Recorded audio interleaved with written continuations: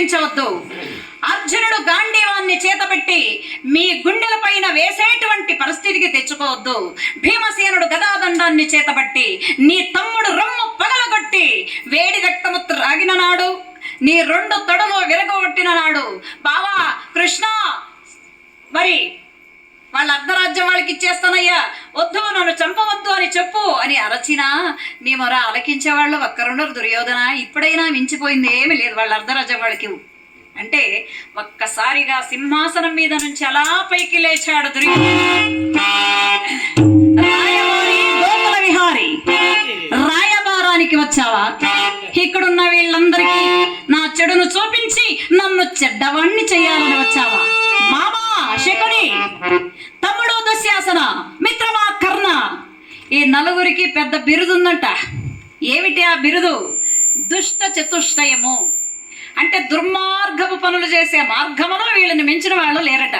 ఈ నలుగురు లోపలికి వెళ్ళిపోయి మాట్లాడుకుంటున్నారు. శకుని చెబుతున్నాడు, దుర్యోధన ఆ వచ్చినటువంటి కృష్ణుని తాళ్ళతో కట్టేయి, పాండవులు నువ్వు చెప్పినట్లు వింటారు అని శకుని సలహా ఇచ్చాడు. తమ్ముడు దుశ్శాసన నువ్వేమంటావు?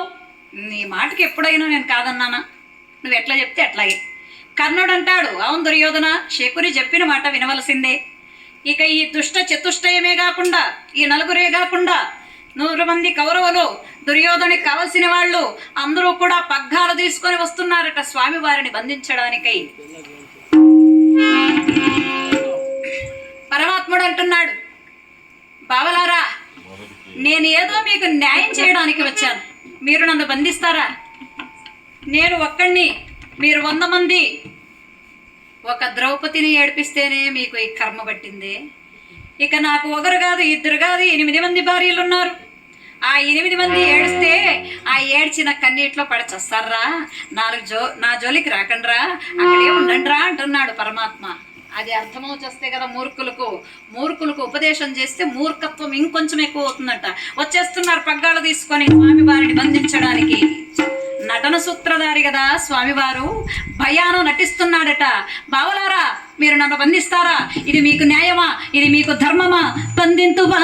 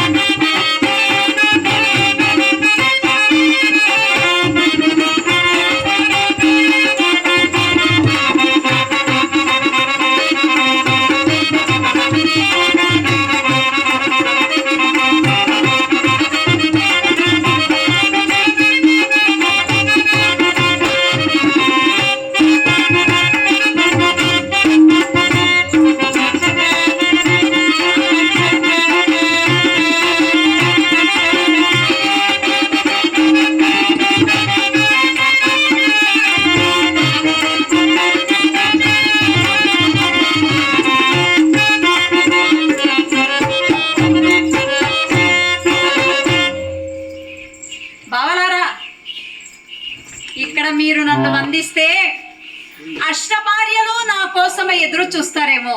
అయ్యో పాండవులారా, నన్ను ఎందుకు ఇక్కడికి పంపించారు?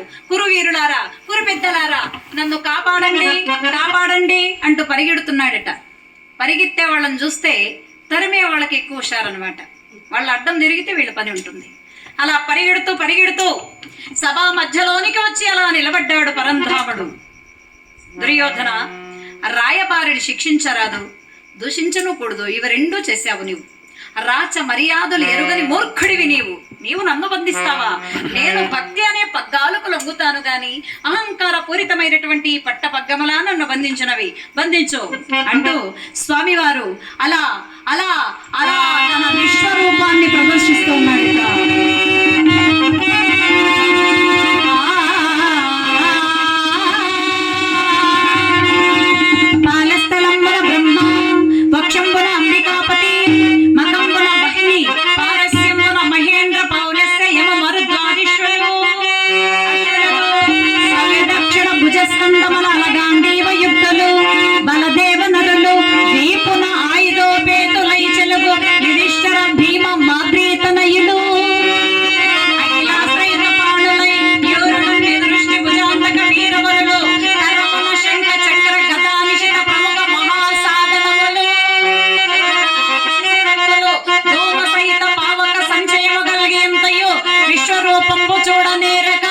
మూర్ఛల్లిరి కౌరవులు.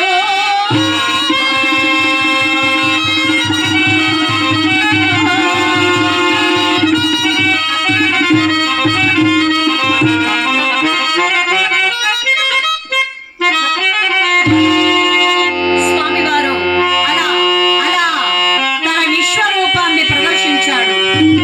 సహస్ర క్షీరసములతో స్వామివారు దర్శనమిచ్చాడు. ఒక కంటి యందు చంద్రుడు, రెండవ కంటి యందు సూర్యుడు దగదగా వెలిగిపోతూ ఉన్నారు. ఆయన పాలభాగములో పాలభాగములో బ్రహ్మదేవుడు ఉన్నాడట. వక్షస్థలములో కైలాసముందట. ఆయన చేతులలో శంఖ చక్ర గద నిశిత ప్రముఖ మహాసాధనాలు ఎన్నో ఉన్నాయట. ఆయన పొట్టలో భూలోక భువర్లోక అతల వితల తలాతల మహాతల పాతాళ లోకాలు ఉన్నాయట. అలాంటి విశ్వరూపాన్ని చూచి దుర్మార్గులైనటువంటి కౌరవులంతా మూర్ఛపోయారు. భక్తులు మాత్రము ఆ విశ్వరూపాన్ని చూడగలిగారు. ఆ సమయంలో ధృతరాష్ట్రుడు అన్నాడు, స్వామి కృష్ణ, నాకు నేత్రాలు ప్రసాదించవయ్యా అన్నాడు. తదాస్తు. నేత్రాలు వచ్చాయి ధృతరాష్ట్రుడికి. మొట్టమొదటిసారిగా జీవితంలో ఒక్కసారి నేత్రాలు వచ్చాయి. ఎవరిని చూచిన తర్వాత ఇంకెవరినీ చూడనవసరం లేదు. ఆ సర్వేశ్వరుని చూచాడు స్వామి.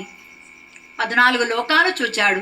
స్వామి కృష్ణ, మూర్ఛపోయినటువంటి నా బిడ్డలను కూడా నీలోనే చూస్తున్నానయ్యా, ఇక నేను నీ విశ్వరూపాన్ని చూడజాలను అంటూ అందరితో పాటు ధృతరాష్ట్రుడు కూడా పరమాత్మ భజన చేస్తున్నాడు.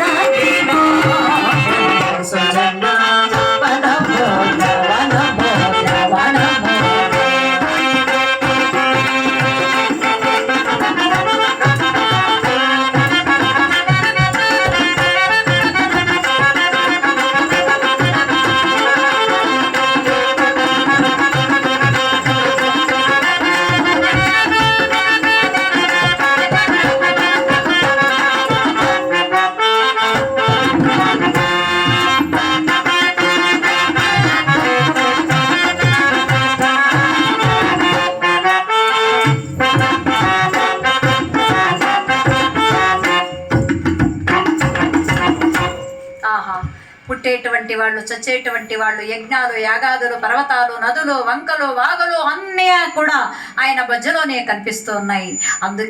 అందుకే ఆయన విశ్వాకారుడు.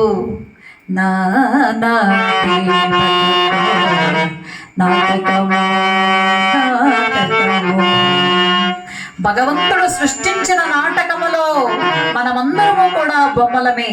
ఈ బొమ్మలాటలో ఎవరు గెలుస్తారో ఎవరు ఓడిపోతారో అన్నమయ్య అంటాడు, పుట్టుటయో నిజము పోవుటయో నిజము నటనలేమి పని నాటకము పుట్టుటయో నిజము పోవుటయో నిజము నటనలేమి పని నాటకము నెట్టమే దుటగలది లోపనాచము అడ్డగడబడి కైవల్యము